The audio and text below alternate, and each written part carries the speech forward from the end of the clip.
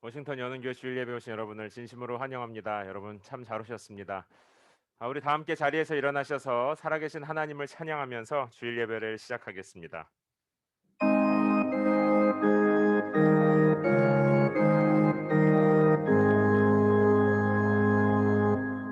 만국의 근원 하나님 온 백성 찬송 드리고 저 천사여 찬송하세 찬송 성부 성자 성령 아멘. 여호와를 찬양하라.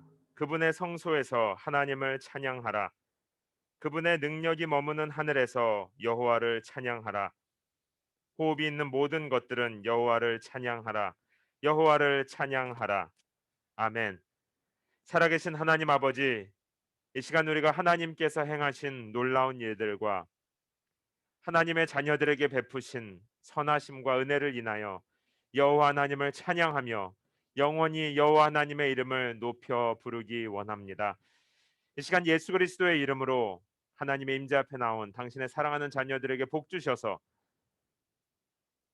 구원자 예수의 이름 앞에 모든 어둠은 물러가고 빛 가운데 또 용서와 자비 안에서 하나님을 마음껏 찬양하고 높여드리는 복된 예배의 시간 되게 하여 주시옵소서. 감사드리며 살아계신 예수님의 이름으로 기도합니다. 아멘. 우리 다 함께 사도신경으로 우리의 신앙을 고백하도록 하겠습니다. 나는 전능하신 아버지 하나님 천지의 창조주를 믿습니다. 나는 그의 유일하신 아들 우리 주 예수 그리스도를 믿습니다. 그는 성령으로 잉태되어 동정녀 마리아에게서 나시고 본디오 빌라도에게 고난을 받아 십자가에 못 박혀 죽으시고 장사된 지 사흘 만에 죽은 자 가운데서 다시 살아나셨으며 하늘에 오르시어 전능하신 아버지 하나님 우편에 앉아 계시다가 거기로부터 살아있는 자와 죽은 자를 심판하러 오십니다. 나는 성령을 믿으며 거룩한 공교회와 성도의 교제와 죄를 용서받는 것과 몸의 부활과 영생을 믿습니다. 아멘. 예수는 그리스도 예수는 그리스도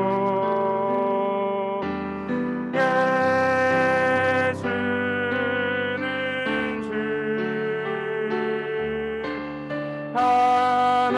하나님의 영으로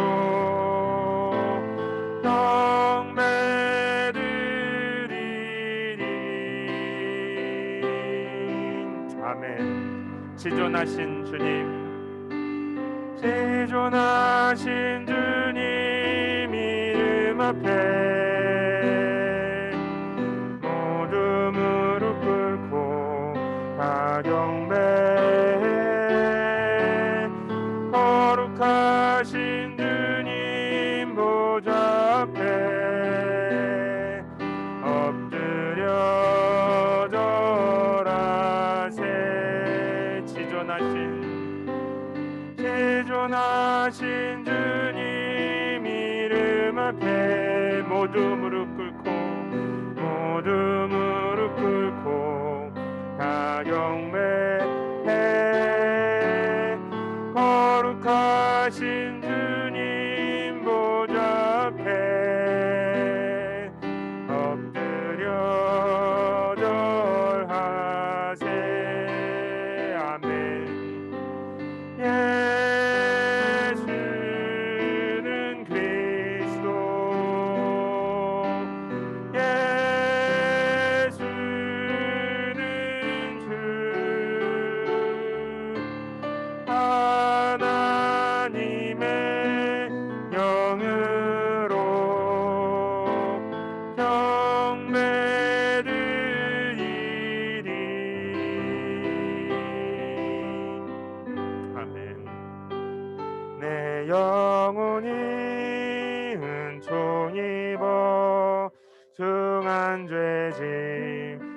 벗고 보니 슬픔 많은 이 세상도 천국으로 내 영혼이 은총 입어 내 영혼이 은총 입어 중한 죄짐 벗고 보니 슬픔 많은 이 세상도 천국으로 와도다. 할렐루야 찬양하세 내 모든 죄 사함받고 주 예수와 동행하니 그 어디나 하늘나라. 주의 얼굴 뵙기 전에 멀리 뵈던 하늘나라 내 맘속에 이루어지니 날로 날로 가깝 높은 산이 거친 들이 조막이나 궁궐이나 내 주 예수 모신 곳이 그 어디나 하늘나라. 할렐루야 찬양하세 내 모든 죄 사함받고 주 예수와 동행하니 그 어디나 할렐루야 할렐루야 찬양하세 내 모든 죄 사함받고 주 예수와 동행하니 그 어디나 하늘나라. 아멘.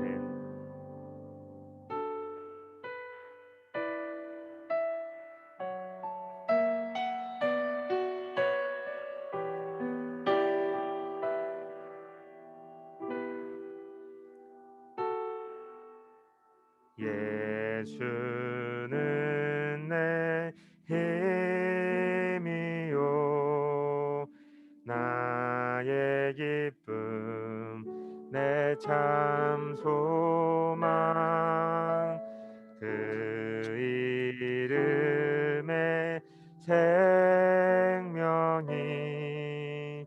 내 삶의 이유라. 목사님 목소리지.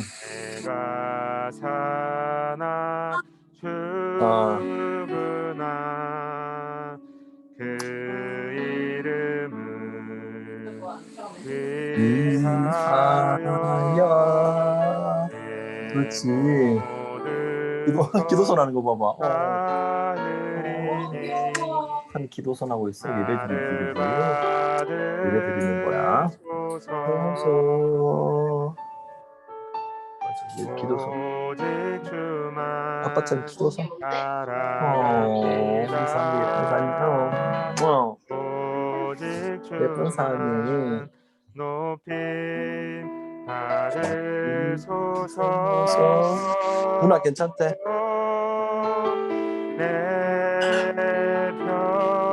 아니 우리 괜찮다고 했어. 우선 꼬리곰탕을 3일째 먹겠다 그래서 사님 덕분에 오늘까지 꼬리곰탕 끝내야 되겠어. 선하심을 세상에 노래합니다. 그 이름에 크신 능력 영원한 생명이 내 삶의 이유라. 우리 복인 것이 뭐 하나님께서 은혜를 주셔가지고 오직 오직 그만 하나 기도하는 거 어떻게 하지? 그렇지, 지금 예배 중이지. 그치, 우리 사이 그러니까 조용히 하고 이렇게 잘 봐야 돼. 알았지? 진짜 머리 너무 잘 잘랐는데 내가 봐도.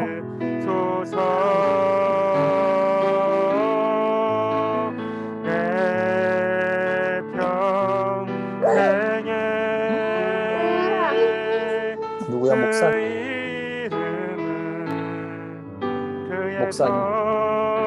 선하심을 세상에 노래합니다. 그 이름에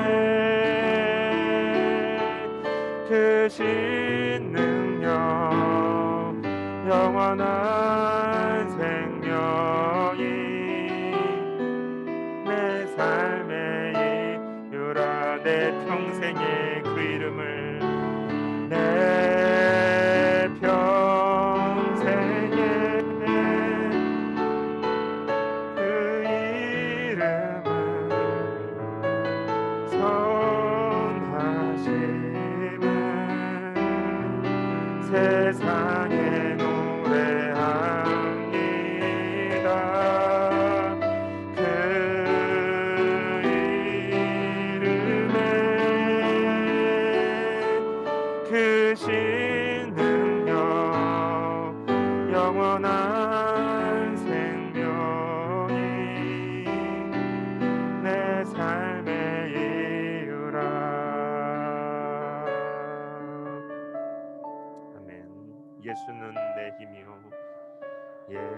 예수는 내 힘이요 나의 기쁨 내 참 소망 그 이름에 생명이 내 안 나오잖아, 삶의 아니. 이유라.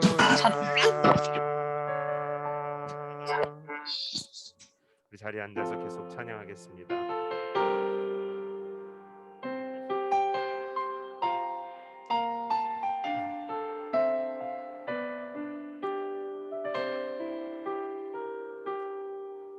오늘 이곳에 계신 성령님 우리에게 말씀하시고 우리를 가르치소서.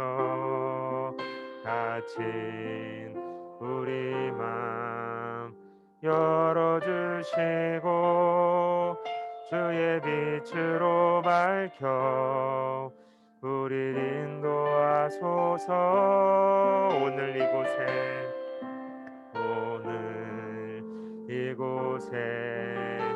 계신 성령님 우리에게 말씀하시고 우리를 가르치소서. 닫힌 우리 맘 열어주시고 주의 빛으로 밝혀 우리를 인도하소서.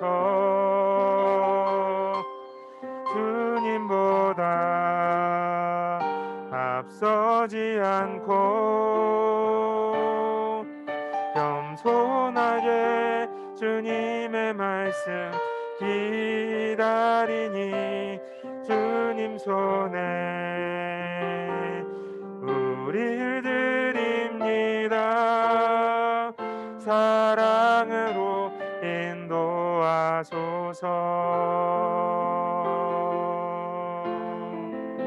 오늘 이곳에 계신 성령님 오늘 이곳에 계신 성령님 우리에게 말씀하시고 우리를 가르치소서.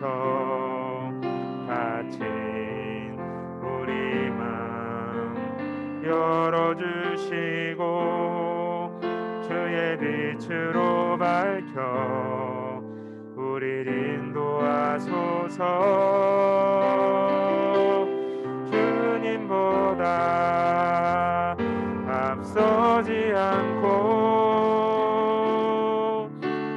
겸손하게 주님의 말씀 기다리니 주님 손에 우릴 드립니다. 사랑으로 인도하소서. 주님보다 앞서지 않고 주님보다 앞서지 않고 겸손하게 주님의 말씀 기다리니 주님 손에 우릴 드립니다. 사랑으로 인도하소서.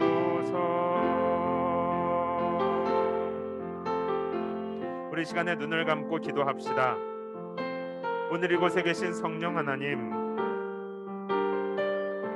우리에게 말씀하여 주시고 우리를 가르쳐 주셔서 우리 모두 다시 일어나 주님의 길 걷게 하여 주시옵소서. 예수님만이 나의 힘이요 나의 소망이요 기쁨이시니 오직 주님만이 나의 삶의 이유가 되며 내 영혼의 만족이 되고 내 삶의 노래가 되게 하여 주시옵소서. 우리 시간 삶을 드리며 예수 그리스도의 이름으로 하나님 앞에 나아가 조용히 소리내어 기도하도록 하겠습니다. 살아계신 하나님 아버지, 참 감사합니다. 오늘 우리가 예수님만이 나의 삶,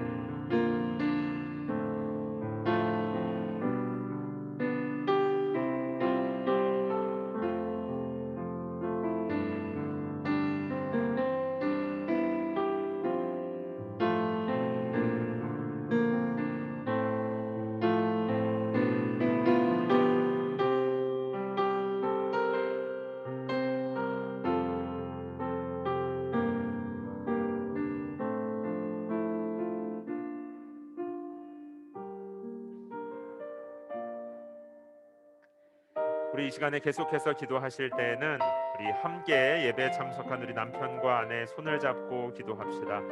우리 가정에서 예배드리시는 성도님들도 우리 부부간에 또 자녀들 있으면 자녀들의 머리에 손을 얹고 안수하여 기도해 주시기 바랍니다.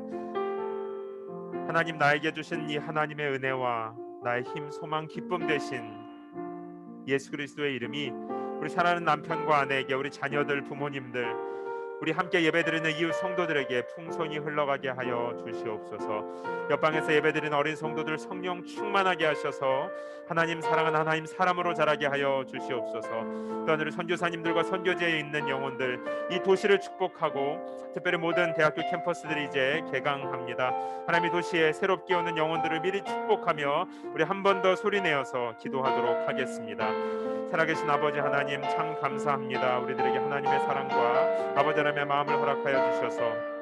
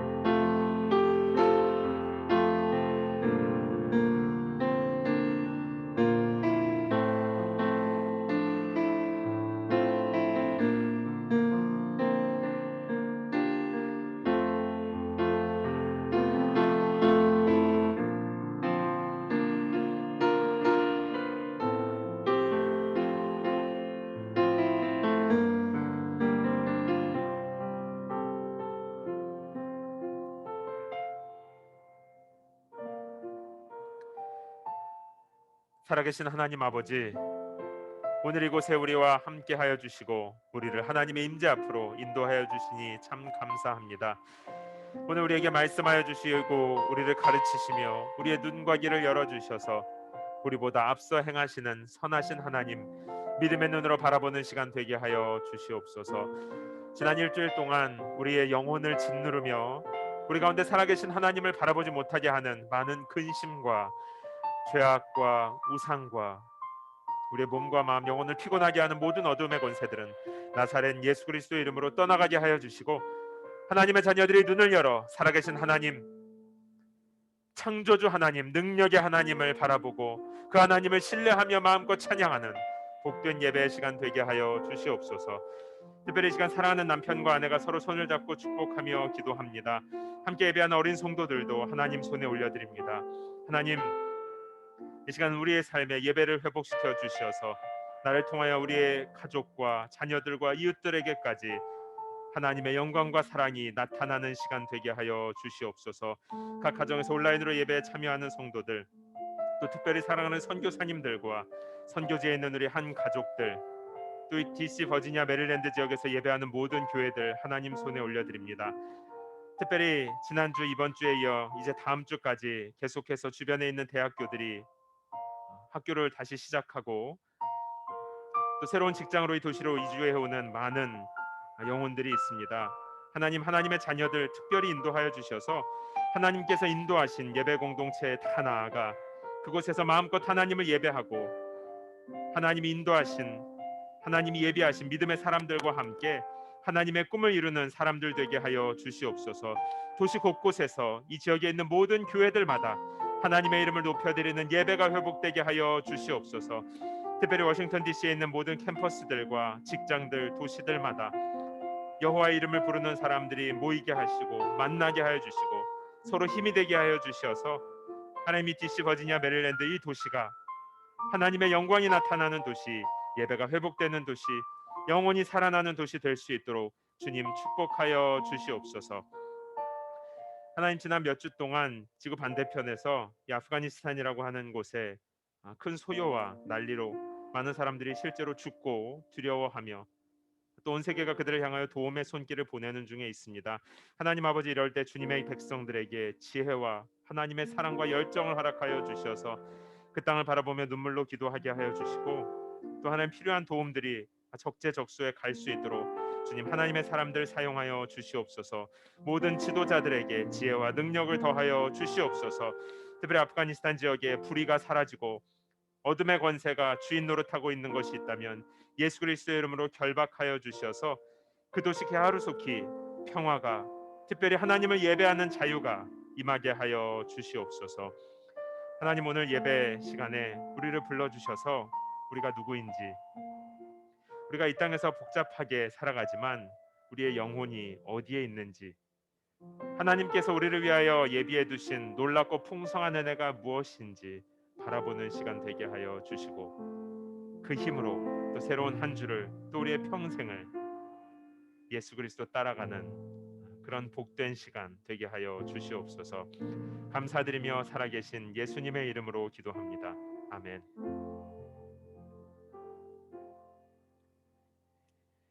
우리 워싱턴 연은교회 주일 예배 오신 여러분을 진심으로 환영합니다. 우리 주변에 계신 분들 잠깐 보고 인사할까요? 여러분 참 잘 오셨습니다. 너무 반가워요. 네, 잘 오셨습니다. 아, 저 오랜만에 주차장 사용 안내를 드리도록 하겠습니다. 이게 이제 저기 여러분 아마 주차 다 잘 하고 오셨을 텐데 노스 내쉬 스트릿에서 이어지는 그러니까 중간층에 있는 주차장을 주일 오전 11시부터 주일 오후 5시까지 저희 교회가 사용할 수 있게 되었습니다. 여러분 예배 전후로 사용해 주시고, 혹시 주변에 새로 오시는 분들 계시면 여러분들께서도 안내해 주시기 바랍니다. 이제 금요 기도 모임, 저희가 주중 기도 모임을 하려고 했는데 일단 날짜는 잠정적으로 금요일에 일단 시작하도록 하겠습니다. 그래서 9월 17일 금요일 저녁에 이곳 예배당에서 기도 모임을 시작합니다. 기도하기 원하시는 모든 분들을 초대합니다.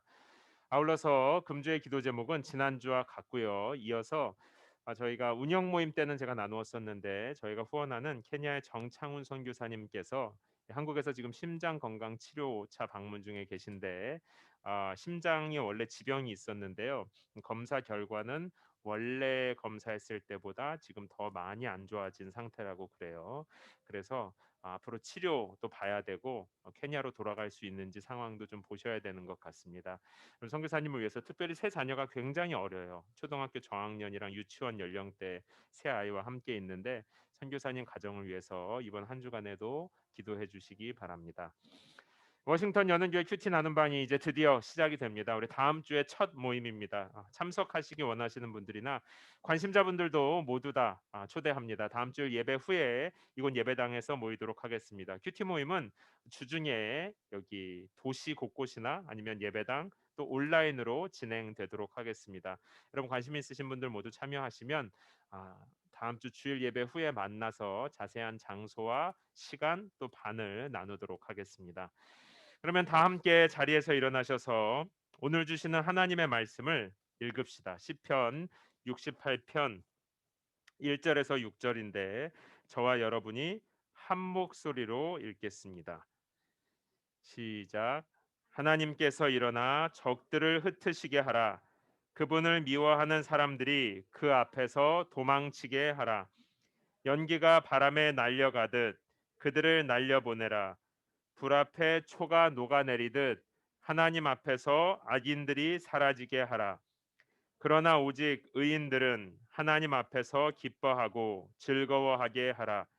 그들이 뛸 듯이 기뻐하게 하라. 하나님께 노래하라. 그 이름을 찬양하라. 하늘을 타고 다니시는 그분의 이름 여호와를 극찬하라. 그 앞에서 즐거워하라. 그 거룩한 곳에 계시는 하나님은 고아들에게는 아버지이시며 과부들에게는 변호인이 되신다. 하나님은 외로운 사람들을 위해 가정을 이루시고 사슬에 묶인 사람들을 풀어 주신다. 그러나 반역자들은 마른 땅에서 살리라. 아멘. 자리에 앉아 주시기 바랍니다. 하나님 아버지, 여호와 하나님께서 일어나실 때 하나님을 대적하는 원수들은 흩어질 것이고 연기가 바람에 날려가듯 날아가게 될 것입니다. 의인들은 하나님의 구원을 기뻐하게 될 것이며 고아와 과부들, 가난하고 연약한 자들, 매이고 눌린 자들이 풀어지고 회복되는 일들이 일어날 것입니다. 하나님 아버지, 여호와 하나님이 일어나시며 지금도 여호와 하나님께서 살아서 하나님의 백성들을 위해 싸우고 계실 때 하나님의 자녀들의 눈과 귀를 열어주사 전능하신 하나님, 선하신 하나님을 바라보는 믿음의 눈이 회복되게 하여 주시옵소서. 주님의 말씀을 들을 때에 지식으로 잘 이해할 뿐 아니라 우리의 눈과 귀가 열리고 특별히 우리의 영혼이 하나님의 말씀을 생명으로 받아들이고 죽었던 자들이 살아나며 잠들었던 영혼이 깨어나고 닫혀있던 눈과 귀, 입술이 또 팔과 다리가 힘을 얻고 일어나는 회복의 시간 되게 하여 주시옵소서. 감사드리며 살아계신 예수님의 이름으로 기도합니다. 아멘. 오늘 시편 68편은 다윗이 언약궤를 예루살렘으로 가져오면서 부르는 노래입니다. 언약궤라고 하는 것은요, 하나님께서 모세에게 제작하라고 지시한 상자로 사이즈가 48에서 29인치, 그러니까 길이는 약 초등학교 1학년 정도 학생 길이에 크기 이 폭이랑 이 넓이를 하면 아마 이사할 때 사용하는 가장 큰 무빙 박스 정도 크기 될 것 같아요. 아카시아 나무로 만들어져 있고요. 나무로 만든 뒤에는 안쪽 바깥쪽 모두에 금으로 칠을 도금을 했습니다. 그리고 뚜껑을 덮었고 뚜껑 위에는 날개 달린 것들이 이렇게 그것을 양쪽에서 지키고 뚜껑을 지키고 있는 형태로 만들었었어요. 특이한 것은요. 이 박스를 이렇게 직접 손을 대지 않고 나를 수 있도록 사방에 작은 고리를 만들어 놔 가지고요. 이 고리가 있으면 그 고리에다 막대기를 이렇게 넣어서 그 막대기를 잡고 네 사람이 운반하도록 제작되었습니다. 자, 여러분 오늘은 좀 상상력을 동원해서 들으면 좋아요. 그러면 이렇게 생긴 거예요. 이 설명을 가지고 사람들이 만든 모습이 저것과 같습니다. 이 언약궤 안에는 모세가 시내산에서 하나님께 받았던 십계명을 새긴 돌판 두 개, 그리고 만나가 들어있는 항아리, 광야 때 음식이었던 만나가 든 항아리, 그리고 모세의 형인 아론의 지팡이, 이 세 가지 물품이 저 언약궤 안에 들어 있었다고 합니다. 이 언약궤는요, 하나님의 임재, 하나님이 함께 계시다는 것을 상징했어요. 그래서 이 언약궤가 성막 안에 있을 때에는 하나님과의 만남을 상징한 거예요. 이게 이제 출애굽기 말씀인데요. 하나님께서 내가 거기에서 너희와 만날 것이다 하는 의미로 언약궤를 성막 안에 넣어두라고 했고요. 이 출애굽 후에 백성들이 광야 생활을 하고 또 가나안을 정복할 당시에는 하나님께서 앞서서 행하시는 인도를 상징했습니다. 화면 잠깐 봐주시고, 여호수아와 이스라엘 백성들이 약속의 땅에 입성하기 직전에 요단강이라고 하는 작은 강을 건너거든요. 그 강을 건널 때 여호와의 언약궤와 레위 사람들인 제사장이 앞서가는 것은 하나님께서 함께 하시면서 너희를 인도한다, 이런 의미가 있었어요. 요단강을 건너간 다음에 이스라엘 백성들이 여호수아를 리더로 해서 여리고성에서 전투하는데요. 그때 당시에도 언약궤를 앞세우고 전투를 합니다. 이런 모든 것들은 이 언약궤가 하나님의 임재, 하나님의 인도를 나타내는 것이고요. 실제로 이스라엘 백성들은 그 약속대로 하나님의 인도를 전적으로 의지해서 항상 언약궤를 앞세우거나, 하나님이 앞세우라고 할 때는, 또 성막 안에 두라고 할 때는 성막 안에 두어서 하나님의 약속대로 승리하는 삶을 경험했습니다. 그러니까 하나님의 언약궤가 제자리, 곧 지성소나 하나님께서 말씀하신 자리에 위치해 있을 때 이스라엘 백성들은 하나님의 온전한 다스림 안에 있었어요. 그리고 그때 하나님께서는 하나님의 대적들을 심판하셨고 불의에 억눌린 사람들을 자유롭게 하셨고, 그래서 그 땅에는 자유와 정의와 평화가 임했습니다. 그런데 이 이후에 사사 시대라고 하는 시대가 있어요. 그러니까 이스라엘의 첫 왕이 세워지기 직전 시대인데, 엘리라고 하는 제사장이 지도자로 다스리던 혼란기에 한 사건이 터집니다. 이게 뭐냐면 이 하나님의 임재를 상징하는 이 굉장히 중요한 것인데, 이 언약궤가 이스라엘 백성에게서 떠나가게 되는 사건이 생겨요. 당시 블레셋이라고 하는 이방 나라가 이스라엘을 자주 공격해 왔는데요. 이스라엘 백성들이 그 전쟁터에 언약궤를 가지고 나간 거예요. 그 첫 전투에서 이스라엘과 블레셋이 붙었는데 무려 4천 명이 전사하고 이스라엘이 열세에 처하자 그 사람들이 뭘 생각했냐면, 야, 여호수아랑 싸울 때 여리고성 전투 때처럼 언약궤가 앞서 나가면 우리가 승리할 수 있을 것이다. 언약궤가 있으면 하나님이 있는 거니까 무조건 이길 거야, 이렇게 생각하고 언약궤를 성막에서 꺼내 가지고 들고 전투에 참여합니다. 그것이 사무엘상 4장에 기록되어 있는 내용이에요. 그래서 실로에서 여호와의 언약궤를 가져오자, 그 궤가 우리 가운데 오면 우리 적들의 손에서 우리를 구해낼 수 있을 것이다. 실제로 이제 언약궤를 들고 전쟁에 참여한다는 소문을 듣고요. 다음 슬라이드요. 블레셋도 두려워합니다.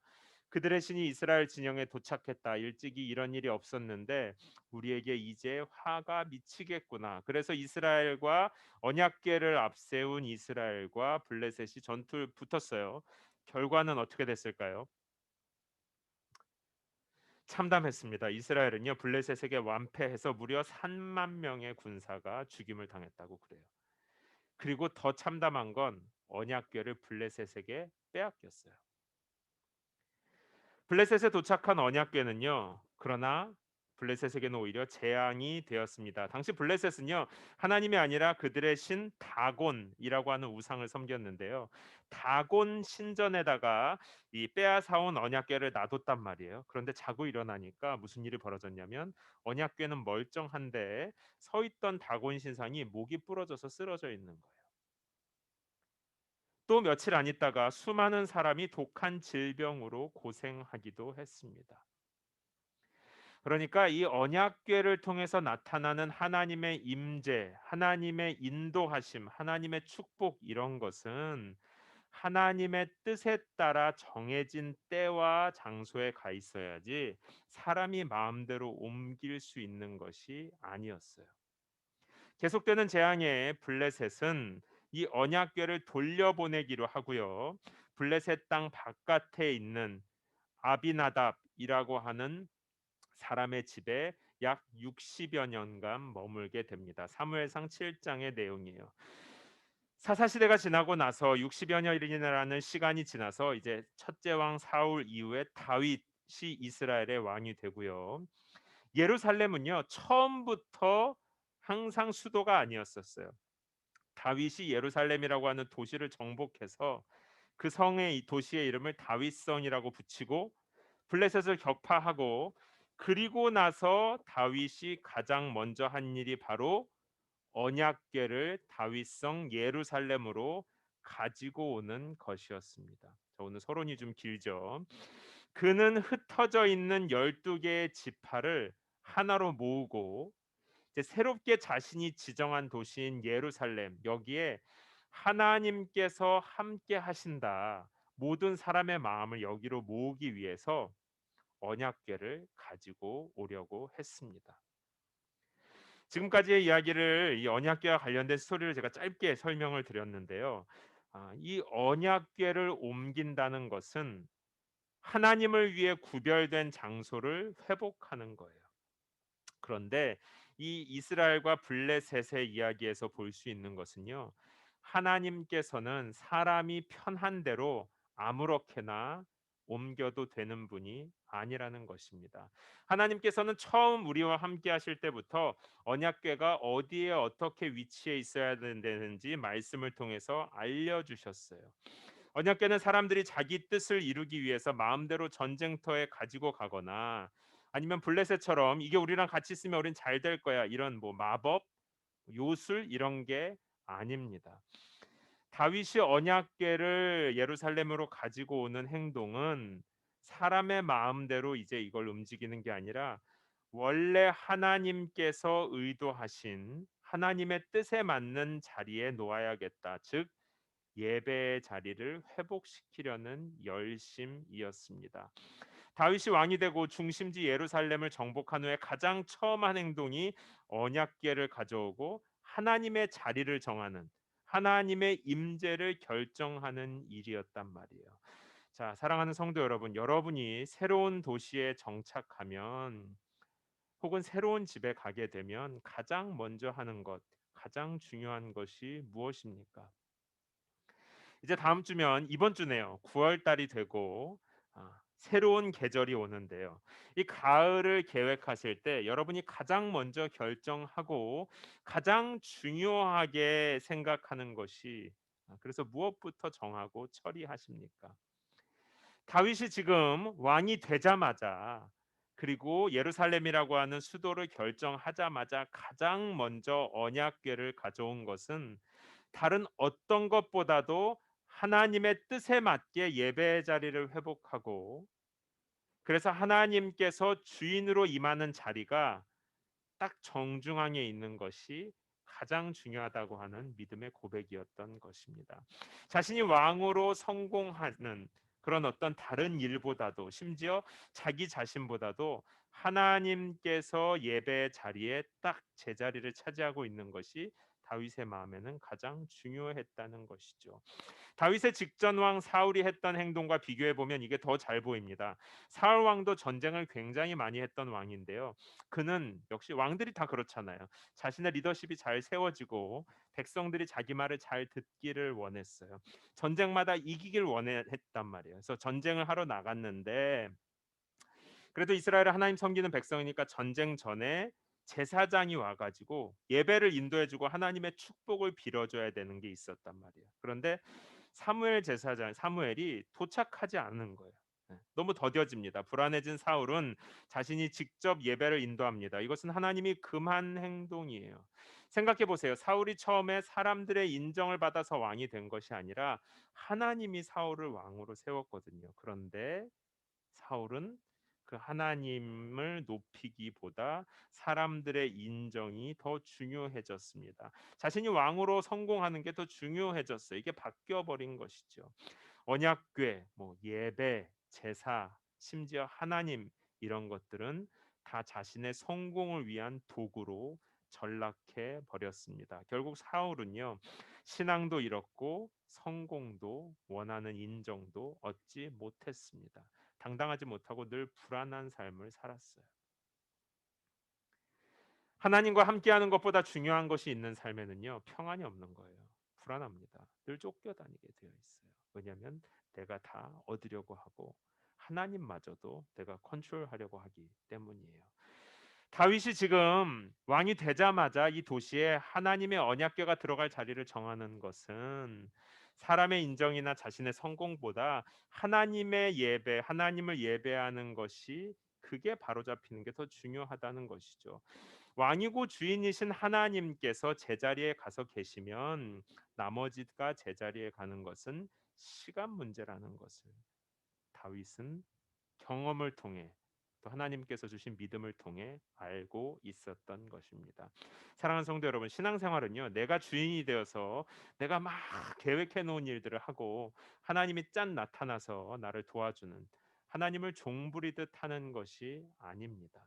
신앙생활은 내가 열심히 하고 헌금 많이 하고 뭔가 교회에서 일을 많이 해서 하나님을 감동시키고 그래서 하나님이 우리를 복 빌어주는 그런 것이 아니에요. 그건 무당들이 굿할 때 하는 것입니다.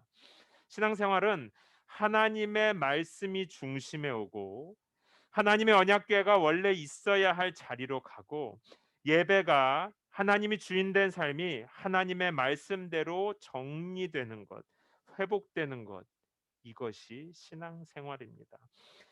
여러분 지금 여러분의 모든 삶의 자리에서 하나님을 신뢰하고 계십니까? 실제로 내가 막 사람의 마음을 얻고 일을 되게 하려고 애쓰는 것이 아니라 하나님께 순종하고 주인 되신 하나님과 동행할 때 제자리에 계신 하나님께서 모든 것을 다스리신다는 믿음으로 살아가고 계십니까? 언약궤가 제자리로 돌아오는 것은요. 하나님을 구별된 왕의 자리, 원래 계셔야 할 예배 자리에 되돌려 놓는 의미인 것입니다. 그리고 그 하나님의 자리를 예루살렘 원래 있어야 할 자리로 지금 되찾아오면서 다윗이 부르는 노래가 오늘 시편 68편이라는 말이에요. 그러니까 하나님께서 구별된 자리에 거하실 때 곧 여기에 시작할 때 하나님께서 일어나 적들을 흩으시게 하라. 여호와 하나님이 이제 비로소 왕으로 나타나셔서 적들을 흩으시게 하라 하면서 세 가지를 노래합니다. 첫 번째는 하나님의 정의의 회복입니다. 시편 68장 1절 말씀을 우리 다 함께 한 목소리로 읽겠습니다. 시작. 하나님께서 일어나 적들을 흩으시게 하라. 그분을 미워하는 사람들이 그 앞에서 도망치게 하라. 아멘. 이 반대로 얘기하면요. 성도가 하나님을 종부리듯 할 때 성도가 예배의 자리보다 다 주인이 되어서 살아갈 때 그 사회는 하나님을 대적하는 악인들이 득세하게 된다는 거예요.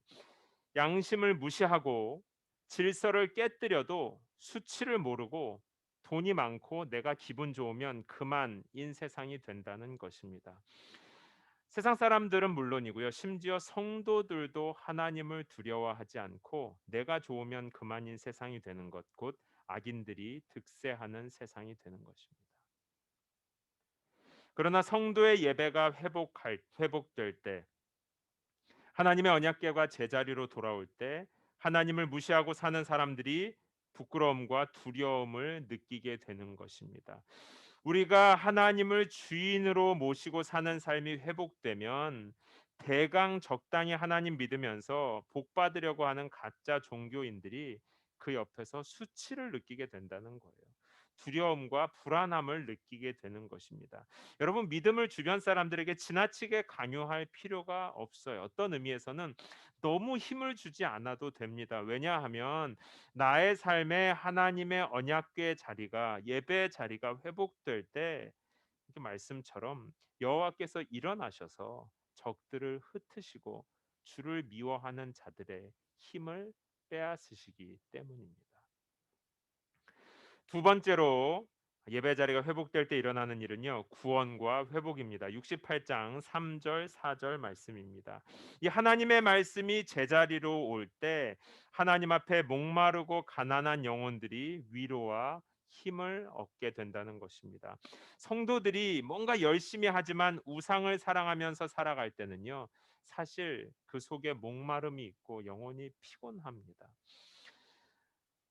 우리는 하나님의 은혜에 목마르고요. 하나님의 위로에 늘 목마른 상태가 되는 것이죠. 그러나 언약궤가 돌아오고 하나님께서 예배의 중심에 오게 되면 본인은 물론이고 주변에 있는 사람들도 영혼의 목마름이 채워진다는 것이죠.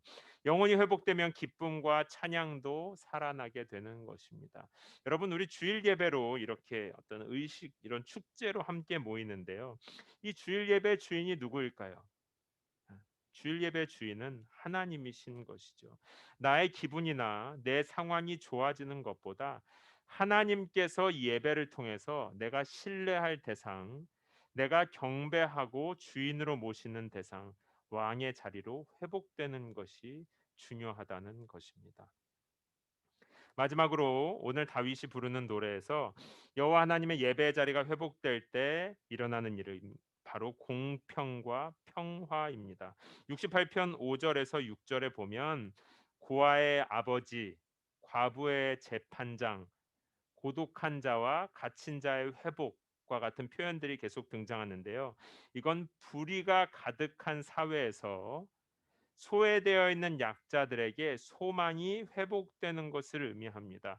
아니 도대체 내가 여기에서 예배를 회복하고 하나님의 말씀에 순종하는데 왜 이런 일이 일어날까? 그런데 그것이 왕 다윗이 실제로 경험했고 또 노래했으며 성경이 보여주는 하나님이 일하시는 방식인 것입니다. 실제로 초대교회가 모여서 예배할 때 이방인과 유대인 간의 뿌리 깊은 갈등이 있었는데 그 갈등, 오늘날로 치면 인종차별 같은 것이 해소되는 경험을 하고요. 또 오늘날에도 여전히 해결이 어려운 남녀차별, 주인과 노예의 관계, 즉 노사 관계죠. 빈부격차 등 사회적 불평등과 긴장이 초대교회 공동체를 통해서 해소되기 시작한 일들을 성경은 보여주고 있습니다. 그렇기 때문에 언약궤가 돌아올 때 다윗은 춤을 추며 기뻐했던 거예요.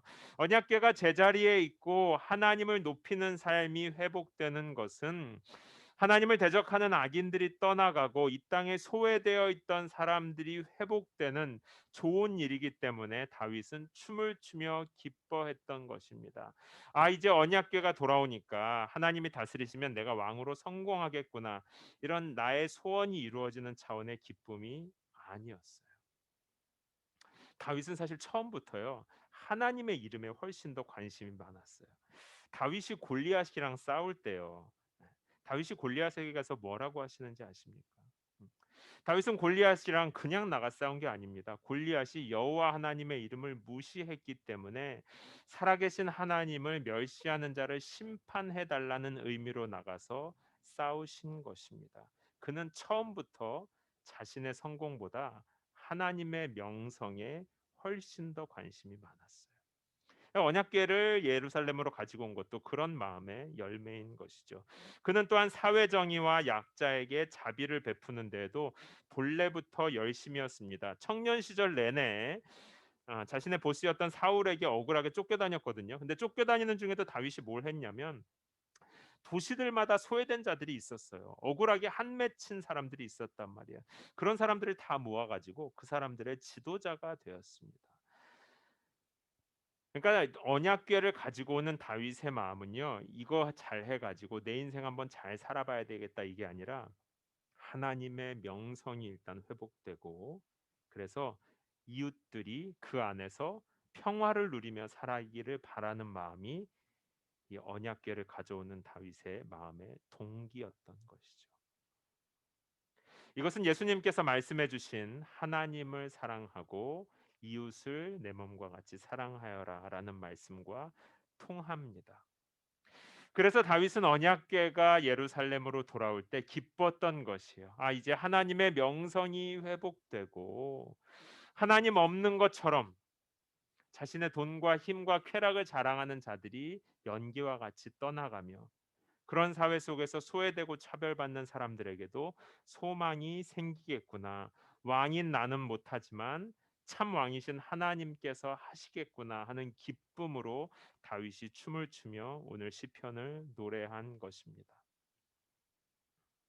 그리고 이 하나님의 언약궤를 가져오는 과정, 즉 예배를 회복하고 하나님을 주인으로 모시는 과정에서 성도는 거룩해지고 성숙해지는 복을 덤으로 얻게 되는 거예요.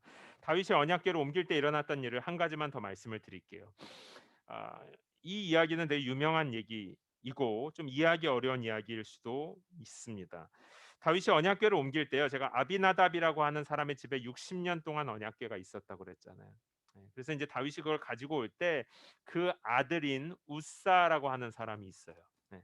우사라고 하는 사람이랑 같이 여러 사람이 소 두 마리가 끄는 수레, 그러니까 소가 앞에 두 마리가 있고 이런 수레가 있어서 그 수레 위에다가 언약궤를 얹어서 이제 예루살렘으로 가지고 오기로 결정합니다. 다윗은 너무 기뻐서 이 수레와 언약궤를 지킬 군사를 무려 3만 명을 동원했고요.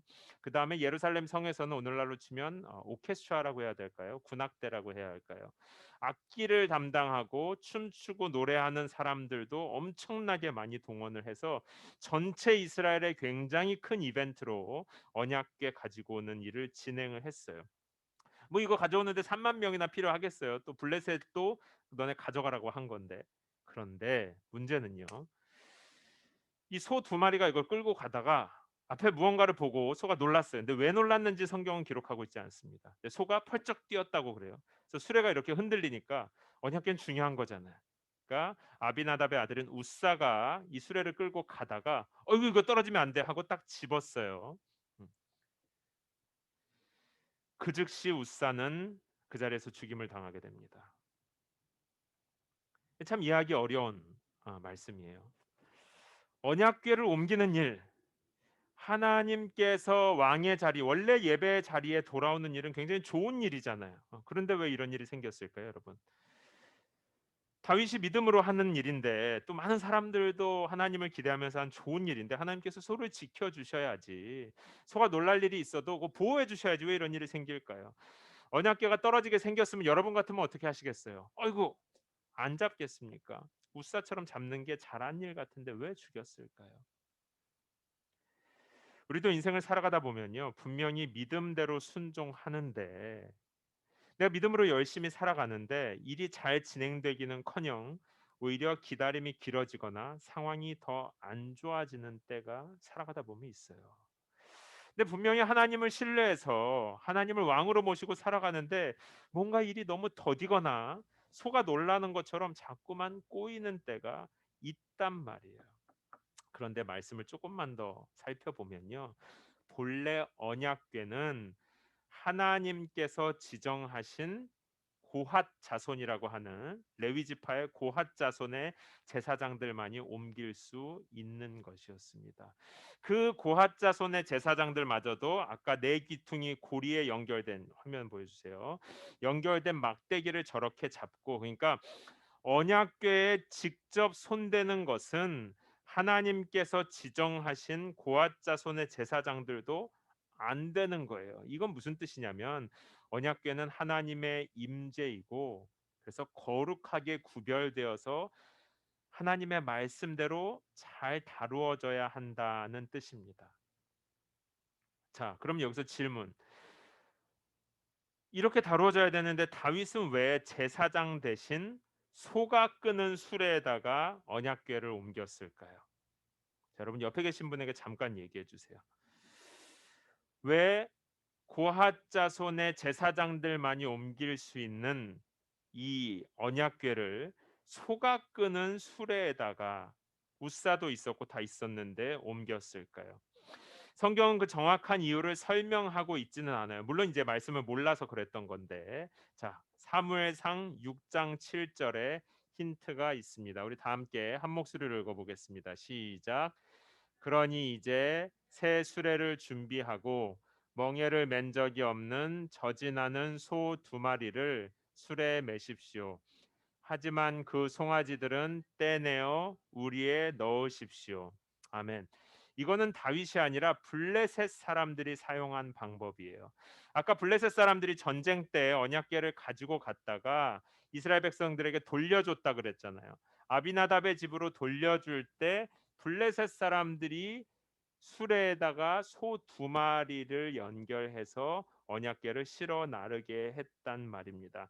그러니까 지금 이 하나님의 말씀이 무엇인지, 언약궤라는 건 뭔지, 하나님의 임재라는 건 뭔지, 예배를 회복한다는 건 뭔지 아무것도 모르는 거예요. 블레셋은 모르니까 이랬죠. 다윗도 몰랐습니다. 제사장들이 있었는데요. 그 전 왕이었던 사울이 사실 제사장들이 다윗 보호한다고 화가 나서 80명을 죽였거든요. 모든 것이 다 헷갈려서 사람들이 하나님의 말씀이나 마음을 모르고 있었단 말이에요. 언약궤를 어떻게 해야 되는 건지, 예배를 회복한다는 게 뭔지, 하나님을 주인으로 모시고 산다는 게 뭔지 아무것도 모르고 그냥 이방인들이 하는 대로, 사람들이 다 그렇게 하니까, 저 목사님이 그렇게 사니까, 저기는 그냥 사람들이 그렇게 해서 성공하는 것처럼 보이니까 다 그냥 흉내 낸다는 말입니다. 다윗이 하나님에 대한 열심으로 언약궤를 가져온 건 정말 잘한 거예요. 다윗이 자신보다 하나님의 이름과 명성에 더 관심이 있었다는 것은 정말 귀중한 일입니다. 그런데 아직 다윗은 자기 열심으로 그냥 밀어붙이고 있었어요. 하나님의 마음을, 하나님의 말씀을 너무 몰라요. 너무 모릅니다. 그러니까 일이 진행이 안 되고요.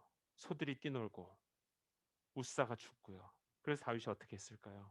일을 밀어붙일 수가 없죠. 누가 그거 손댈 수 있게, 누가 다시 들어올릴 수 있겠어요? 잠시 대기, 거기에 한참을 머물러 있게 됩니다. 오베데돔이라고 하는 사람의 집에 이 언약궤가 잠시 머물게 돼요. 모든 계획은 보류. 사랑하는 성도 여러분, 우리 인생에요, 이 스탑 신호가 켜질 때가 있어요. 네. 모든 것이 멈춰 있는 것 같을 때, 하나님을 예배하는 것도, 내 모든 삶도요, 뭔가 멍할 때가 있습니다.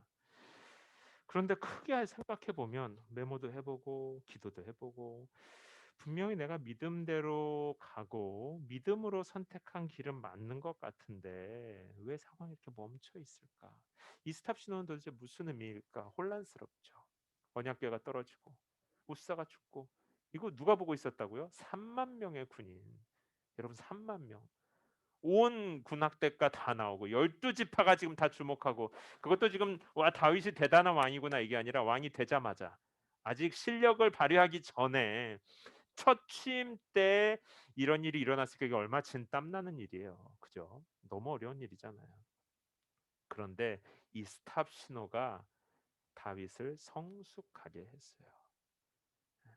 다윗이 자기 마음대로 하나님을 섬기려는 시도를 멈추게 하는 축복이 됩니다. 사랑하는 성도 여러분, 이 우리 인생에요, 하나님께서 분명히 믿음으로 사는 것 같은데 더디고 스탑 신호가 주어질 때는요, 잠시 멈추어 설 필요도 있어요. 지금 다윗이 안 멈췄으니까 하나님이 지금 멈추게 하신 것 같아요.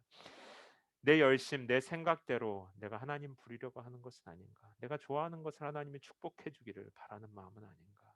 아니면 나는 정말로 하나님의 말씀에 담긴 하나님의 마음을 알아가고 있나?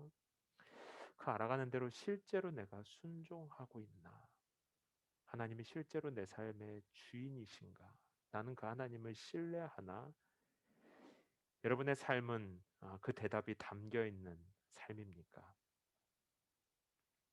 다윗은 이 하나님의 스탑 사인 앞에서요, 어쩔 수 없이 잠시 멈추게 되고요. 다시 잘 재정비한 후에 하나님의 방법대로 제대로 언약궤를 운반합니다. 이 다음엔 제사장들이 와서요, 내 귀퉁이를 잡고 하나님의 말씀대로 다시 하나씩 하나씩 운반해서 언약궤를 예루살렘으로 가지고 오는 것이죠. 이 모든 과정은요, 하나님을 더 중요하게 여기고 예배를 회복하려고 하는 삶의 과정에서 일어나는 거예요. 이걸 이제 오늘날의 말로 하면 이것이 바로 성화죠. 성화. 거룩해지는 것. 하나님 닮아 변화되어 가는 것. 여러분, 기독교는요, 우리 열심으로 수행하고 노력하는 종교가 아닙니다. 기독교는요, 성경에 나타난 여기에 담겨져 있는 하나님의 마음을 알고 그 하나님을 사랑하는 마음으로 순종하기도 하고, 실제로 하나님을 신뢰하지 못해서 넘어졌을 때 회개하기도 하는 하나님과의 관계에 훨씬 더 가까워요. 여러 일련의 의식들이 모여서 만들어진 어떤 특별한 종교나 문화가 아니에요. 우리의 노력으로 하는 종교 생활에는 한계가 있습니다. 오죽하면 이 예수님께 생명을 던진, 성경에 딱 이 사람 하면 떠오르는 그 생명을 던진 누구예요? 사도 바울도 로마서 7장에서 모든 노력을 다한 후에 뭐라고 얘기해요? 오호라, 나는 공고한 자로다. 이 사망의 몸에서 누가 나를 건져낼까? 내가 아무리 해봐도 하나님을 만족시키고 하나님의 율법대로 살 수가 없구나 좌절했겠습니까? 예수님의 제자로 사는 삶은요, 내 노력 이상이에요. 예수님의 사람으로 산다는 것은요, 어떤 율법을 완성하는 삶이 아니라 하나님을 예배하는, 그러니까 언약궤를 제자리로 돌려놓으면서 그 과정에서 하나님이 스탑 사인을 보내기도 하고 몰랐던 것을 배우기도 하고 그러면서 하나님을 닮아 나가는 과정이고 관계가 우리의 신앙생활인 것이죠. 여러분의 삶에 지금 스탑 사인이 켜져 있습니까? 안 괜찮으시겠지만 괜찮습니다. 하나님께서 여러분을 혼내시는 중이세요. 그것도 괜찮습니다. 그렇기 때문에 하나님의 축복이 없다고 생각하지 마세요. 언약궤를 가져오는 과정에서, 예배를 가져오는 과정에서 일어나는 일이고, 그것을 통해서 우리는 하나님의 마음을 배우고 닮아갈 수 있게 되는 것입니다. 다윗은 하나님의 언약궤를 예루살렘으로 가져오는 과정에서 성숙하게 되는 기회가 됐죠. 자기 열심대로, 또 블레셋 사람들, 그냥 다른 사람들 하는 대로 따라하고 흉내내던 신앙생활에서 하나님의 스탑 사인 앞에 멈추고요. 내가 어떻게 하나님을 섬기고 어떻게 언약궤를 옮기고 예배를 드린다는 건 무엇인지, 하나님 주인이라는 건 무엇인지 배우는 계기가 되었어요. 우리의 삶도 비슷합니다. 우리도 언약궤를 찾아오고 예배를 회복하기 위해서 처음엔 막 열심히 노력하는데요. 모든 시도가 멈출 때가 있어요. 하나님이 스탑하게 하실 때, 그때가 하나님께서 말씀하실 때이고 도약의 은혜, 성화의 은혜가 임하는 때인 줄 믿으시기 바랍니다. 예배 회복을 계속 마음에 두시고요. 하나님의 명성에 관심을 가지고 언약궤를 예루살렘으로 가져오는 시도를 계속 하시기 바랍니다. 그러면 내 열심에서 시작했지만 내 열심은 줄어들고 하나님의 은혜와 열심이 어느새 우리의 삶을 이끌어가는 것을 경험하게 될 것입니다. 말씀을 마치면서요, 책 두 권을 소개할게요. 이 2011년도에 같은 시기에 나왔어요. 이 과격한 제자도를 얘기하면서 와, 미지근하게 신앙생활하지 말아라 그러면서 도전하는 책들이 있었어요. 그게 바로 이 제 제목도 그래요. 네, 제목도 과격합니다. 저도 막 이런 거 되게 좋아하거든요. 막 돌파 이런 거 되게 좋아해가지고 강한 거 좋아해서 제가 뭐 나오자마자 읽지 않았겠어요. 다 읽었습니다. 여러분들 막 읽히려고 제가 이거 몇 권씩 도서관 갈 때마다 계속 사요. 그래서 저 이거 카피 되게 많아요. 원하시는 분들 드릴게요. 근데 북클럽도 얼마나 열심히 몰라요. 했어요. 진짜 열심히 했어요. 그런데 이 뭔가 막 다르게 살고 싶고, 제가 이거 북클럽 몇 번 해보니까요, 결과가 이상해요. 제가 의도한 결과는 우와 하나님의 은혜 막 레디컬하게 변화되는 삶을 기대했는데요. 이걸 읽으면 다들 네, 열심히 해야 되는데 제가 잘 못해서 이러면서 그냥 끝나는 거예요. 이렇게 오히려 바람이 꺼지면서 끝나는 겁니다. 이거 너무 미스테리였었어요. 다른 좌절만 경험할 뿐이에요. 그러다가 지난 주간에 이 시편을 읽고 언약궤를 가져오는 다윗의 삶을 묵상하고 기도하는 중에 하나님께서 저에게 좀 이렇게 좋게 말하면 교훈, 안 좋게 말하면 야 이게 10년 전에 좀 너무 미안하다 이런 생각이 들었어요. 왜냐하면 이 다윗과 같이 레디컬하게 사는 삶은요, 진짜 내가 다르게 살려고, 뭔가 하나님께 인정받으려고, 신앙생활을 잘해 보려고, 뭐 특별하려고 막 이렇게 레디컬을 추구해서 얻어지는 것이 아니라 아주 심플하게 언약궤를 예루살렘으로 가져오려고 하는 그 하나님의 명성에 관심을 갖는 삶의 열매가 레디컬이라는 사실을 이 시편 68편을 묵상하면서 깨닫게 되었습니다. 사랑하는 성도 여러분, 우리 연은교회 모여서요, 야, 이거 어떻게 더 잘할까? 우리 어떻게 더 막 특별해야 되지? 막 어떻게 하면 이 도시에서 혹은 어떻게 하면 나의 삶이 진짜 하나님의 비전을 막 이루는 특별한 삶이 될 수 있을까? 일단 고민하는 건 좋지만 너무 거기에 눌리지 않아도 될 것 같아요. 대신 언약궤를 예루살렘으로 가져온다는 건 뭘까? 이 블레셋이하고 남들이 하는 대로 흉내내지 않고 하나님을 주인으로 모신다는 건 정말 뭘까? 하나님을 내가 예배하고 살아가고 있나? 이거에 대해서는 성경 말씀을 가지고 함께 기도하고 그 대답을 함께 찾아가는 그런 교회가 되면 너무 좋겠습니다. 그 대답으로 우리가 의도하지 않았지만 아주 평범한 삶을 꿈꿨지만 예상외로 이 세상을 돌파하는 레디컬한 제자의 삶을 살아가고 계시게 될 것이기 때문이죠. 이게 다윗이 경험했던 거거든요. 우리 연은교회는요, 이 하나님을 사랑하고 정말 예배드리고 싶은 분들이 모이는 교회인 것이 저는 너무 이게 감사하고 정말 기뻐요. 너무 기쁩니다. 우리 교회 오시는 분들은요, 이 언약궤를 되찾아오는 다윗의 마음으로 오시는 것을 볼 수 있어요. 이 마음이 우리에게 이미 다른 삶, 남들과 다른 결정, 이미 레디컬한 길을 걷게 만듭니다. 어떤 면에서 그래서 우리가 걷는 길은요, 이 세상이 이해하기가 어려워요. 사실 이해받을 필요도 없을 수 있습니다. 원래 세상은 하나님의 방식을 잘 이해하지 못하고요, 하나님의 사람들에게 불친절해요. 불친절합니다. 다윗에게도 불친절했고 예수님의 제자들에게도 세상이 결코 친절한 적이 없었어요. 심지어 예수님에게도 세상은 얼마나 불친절했는지 죄가 없고 좋은 것만 해준 예수님을 죽일 정도였다니까요. 세상은 불친절해요, 원래 믿음의 사람들에게. 그런데 문제는요, 가끔 하나님께서도 불친절한 것 같을 때가 있어요. 하나님께서도 침묵하는 것 같고 하나님도 멀리 있는 것 같을 때가 있단 말이죠. 다윗도 보세요. 다윗도 지금 믿음으로 가고 있는데 어쨌든 스탑 사인이 켜졌잖아요. 자꾸 트러블이 생긴 거잖아요. 사람이 죽었잖아요.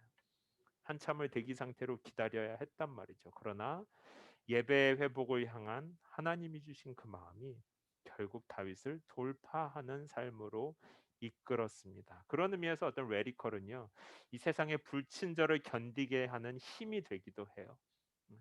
예배를 향한 열정은요, 지금 당장 열매가 없는 것 같아도 이 고난을 돌파할 수 있게 하는 힘이 된단 말이에요.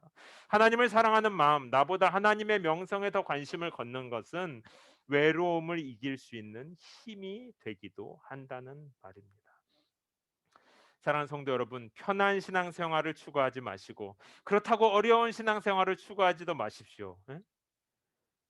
인정받는 신앙생활을 추구할 것도 아니고 그렇다고 너무 혼자 조용히 하는 신앙생활을 추구하지도 마십시오.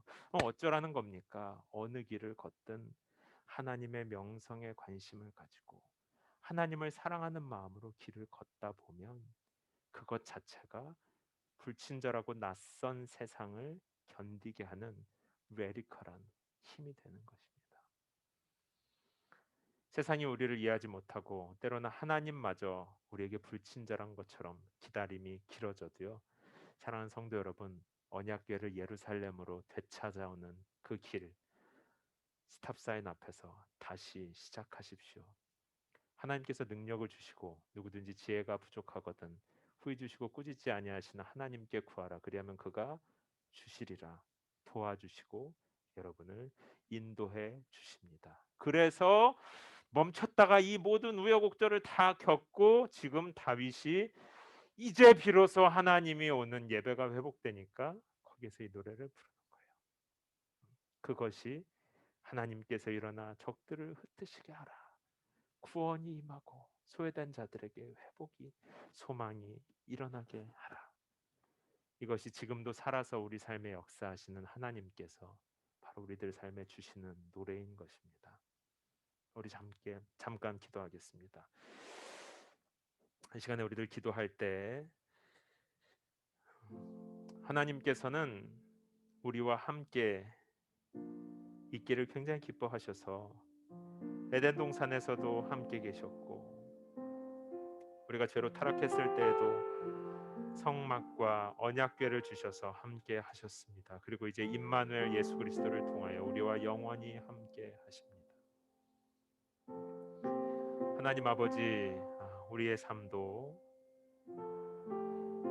내가 하나님을 종부리듯 내 뜻대로 그냥 하나님이 잘 도와주기만을 바라는 그런 삶이 아니라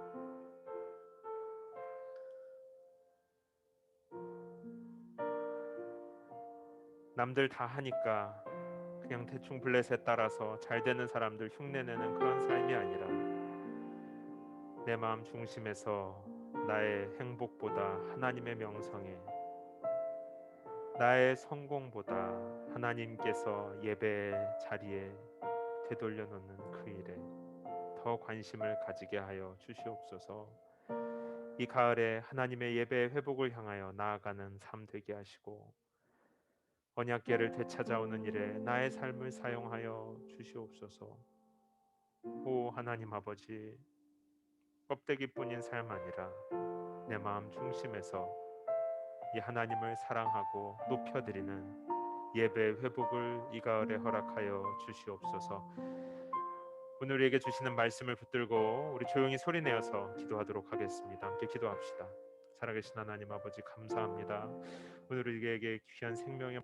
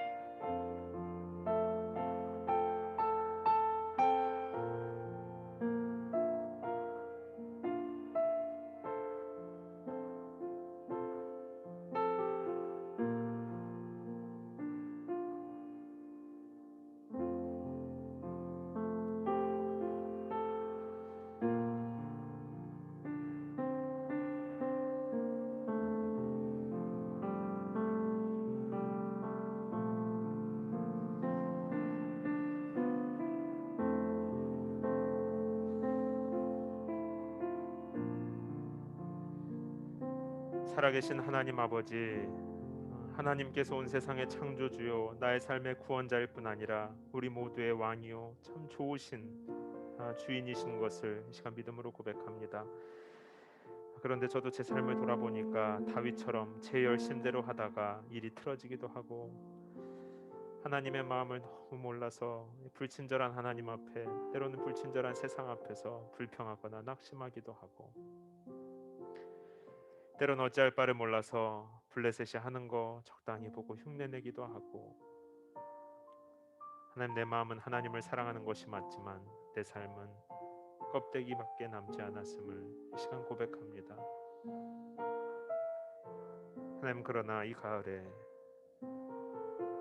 하나님 다윗을 하나하나 다시 가르쳐 주시고 회복시켜 주셨던 것과 같이 우리 믿음으로 하나님 앞에 나아가는 사랑의 여든교회 성도들 축복하시고 지혜와 능력 주시고, 또 하나님께서 붙들어 주셔서 다시 언약궤를 제자리로 돌려놓고 하나님 예배가 회복되는 그 자리로 우리 모두 나아가게 인도하여 주시옵소서. 때마다 우리를 가르쳐 주시고 아무것도 보이지 않을 때 인내할 수 있는 힘을 주시며, 외로운 길을 걸어갈 때 끝까지 믿음으로 웨리컬한 선택을 할 수 있는 능력과 또 이 길 함께 걷는 믿음의 친구들도 허락하여 주시옵소서. 그래야 사랑하는 여는교회 성도들의 삶을 통하여 예배가 회복되고 하나님을 대적하는 원수들이 물러가며 눌리고 매인 자들, 가난하고 포로된 자들이 위로와 소망을 회복하는 복된 일에 우리 사랑하는 성도들의 삶을 사용하여 주시옵소서. 오 주님, 무엇보다 나의 성공보다 나의 만족과 기쁨보다 하나님의 명성, 하나님의 이름, 하나님께서 온전히 높임을 받는 예배가 회복되는 일에 나의 삶을 사용하여 주시옵소서. 이 시간 하나님을 신뢰하고 사랑하는 믿음으로 귀한 예물을 드립니다. 예물 드리는 손길도 축복하시고 평생에 하나님만 사랑하며 오직 하나님만 높이고 왕으로 인정하는 믿음이 넘쳐나게 하여 주시옵소서. 또한 이 예물이 사용되는 곳에 기름 부으사 죽었던 영혼들을 살리고 하나님의 구원이 나타나는 일에 예물 사용하여 주시옵소서. 감사드리며 살아계신 예수님의 이름으로 기도합니다. 아멘. 우리 준비하신 예물 드리면서 우리 찬양하면서 준비하신 예물 드리고요. 더 기도하기 원하시는 분들은 눈을 감고 계속 기도해 주시기 바랍니다.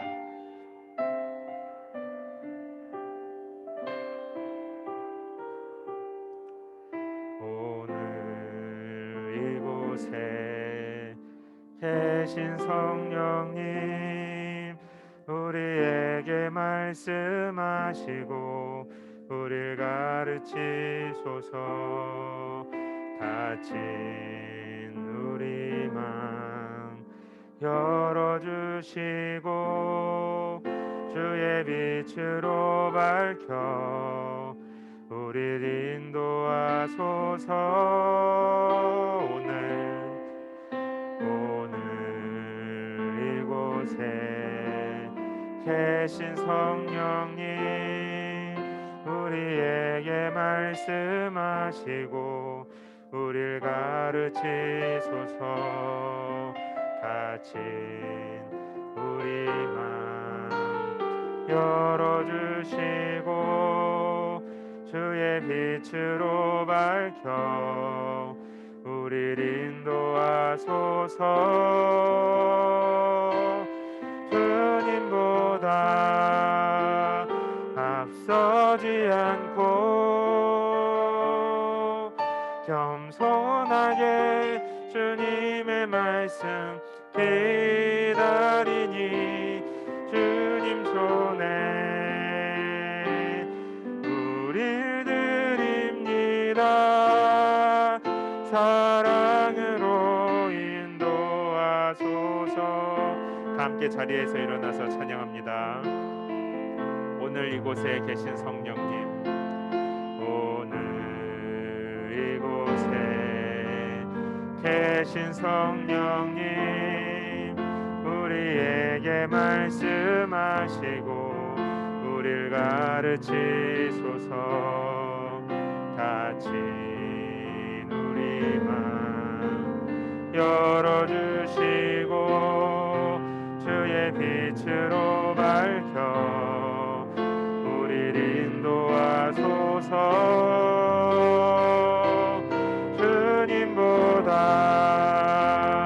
앞서지 않고 겸손하게 주님의 말씀 기다리니 주님 손에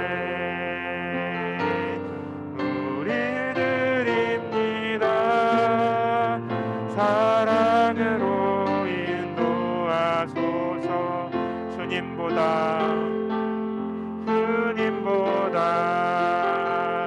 앞서지 않고 겸손하게 주님의 말씀 기다리니 주님 손에 우릴 드립니다. 사랑으로 인도하소서. 아멘. 이제는 우리를 모든 죄의 저주에서 구속하여 주신 예수 그리스도의 은혜와 아버지 하나님의 사랑하심과 성령 하나님의 위로하시고 새롭게 하시는 좋은 일들이 하나님을 본래 예배의 자리, 하나님이 왕 되신 자리로 모셔드리고 나아가는 당신의 사랑하는 자녀들 머리 위에 이제로부터 영원토록 함께 있을지어다. 아멘.